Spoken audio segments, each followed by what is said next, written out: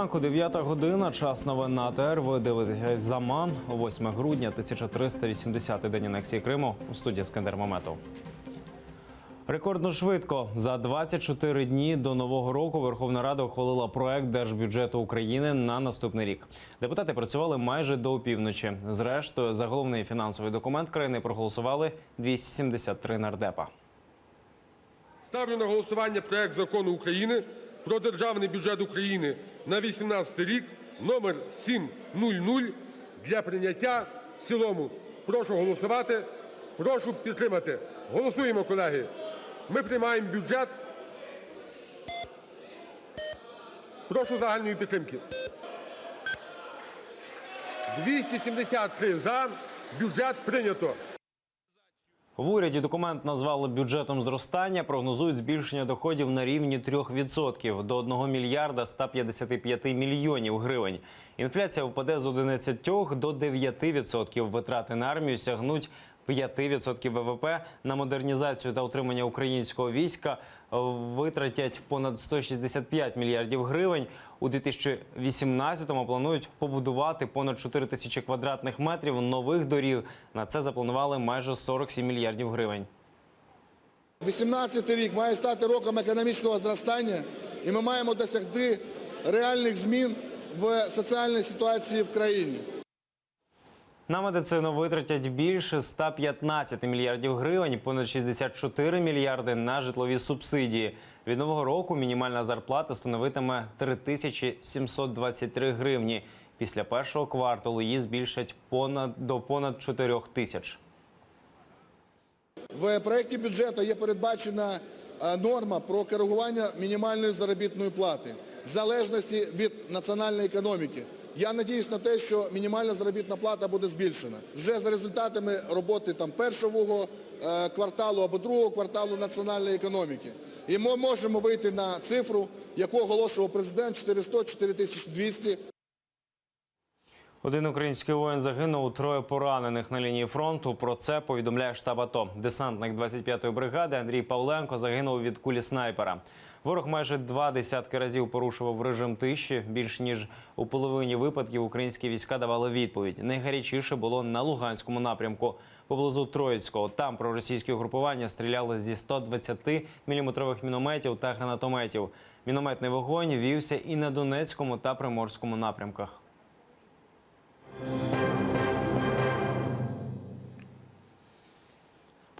Проблеми прав людини в окупованому Криму напередодні обговорювали у Відні. Там триває 24-те міністерське засідання Організації з безпеки і співробітництва в Європі.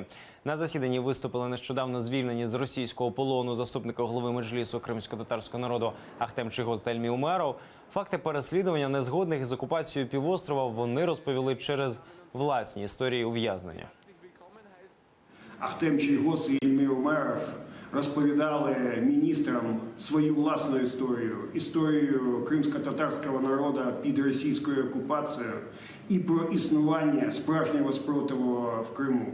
Це реально дуже важливо. І всі міністри відзначали, якщо у нас є такі особистості, ми однозначно підемо вперед. Ахтем Чийгоз та Ельмі Умеров звернулися до міністрів із закликом продовжувати міжнародний тиск на Росію для припинення агресії та репресій проти українських громадян. Це питання підняв на особистій зустрічі з головою ОБСЄ Себастьяном Курцем і Павло Клімкін.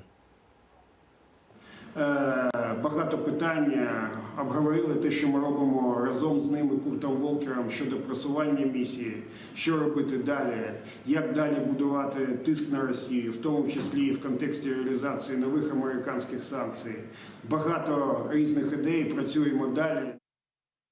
Надвечір Павло Клімкін уперше провів із російським колегою Сергієм Лавровим двосторонні перемовини. Раніше міністри зустрічалися лише у нормандському форматі. Нинішня зустріч – це перша двостороння. Вона пройшла за зачиненими дверима. У своєму твіттері Клімкін повідомив, що обговорювали питання обміну заручників. З міністром закордонних справ Російської Федерації Лавровим обговорив питання обміну заручниками. Маємо реально просунутися у цьому питанні наступного тижня. Йдеться про людей та їхніх близьких.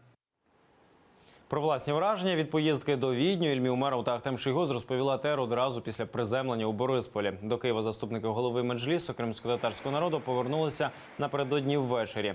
Кажуть, закордонні партнери дослухались до порад про необхідність посилення тиску на Росію, бо отримали в Раді міністрів ОБСЄ повну підтримку. Практически все страны, участвовавшие в этом утреннем совещании, высказали свое мнение. И оно было в поддержку Украины, в поддержку Крыма. Міністри закордонних справ країн-учасниць зустрічі завірили заступників голови Меджлісу, що санкції з Росії не знімуть за жодних обставин, допоки Крим не повернеться в Україну. Те страны, которые сегодня были на этом совещании представлены, проголосуют за резолюцию ООН в середине декабря и будут поддерживать усиление санкций, а не их ослабление или отмену. Нині Ільмі Умеров та Ахтем Шийгоз готують позови до суду на адміністрацію президента Росії Путіна. Вони вимагають розсекретити укази про їхнє так зване помилування. Дані необхідні, аби розуміти свій юридичний статус. Раніше адміністрація російського президента відмовилася добровільно надавати пояснення щодо підстав звільнення колишніх бранців. Отказ дать нам разъяснение, на каком основании Россия нас экстрадировала в Турцию, мы расцениваем как некий такой подвох. На каком основании освободили? Какие перед нами поставили условия? Можем ли мы въехать в Крым по их правилам?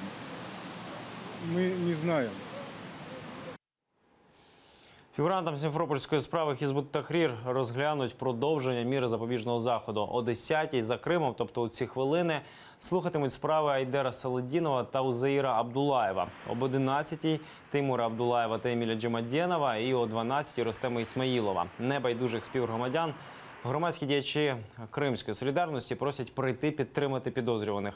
Слухання проходитимуть в окупаційному Верховному суді на Павленка-2. Так звану Сімферопольську п'ятірку затримали торік, 12 жовтня. Їх звинувачують в участі у забороненій в Росії організації Хізбут Тахрір. Фігуранту так званій справі українських диверсантів Андрію Захтею дозволили побачитися із дружиною в СІЗО. Про це телеканалу АТR розповіла Оксана Захтей. Її чоловіка помістили в напівпідвальне приміщення. Там сиро, в нього погіршився стан здоров'я.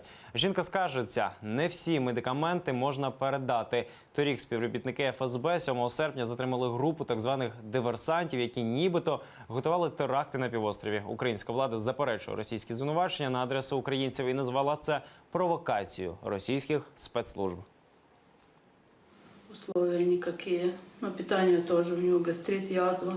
Понятно, что с этим уже как бы здоровье пошатнулось. У него гайморит, там сыро, конечно, что вот у него обострение. Спина после побоя вот этих, как задержали. Руки у него, да, ребра у него там что-то срослись не так, его все болит. Руки и ноги затекают, конечно. Ну так, тут медикаменты передать сложно.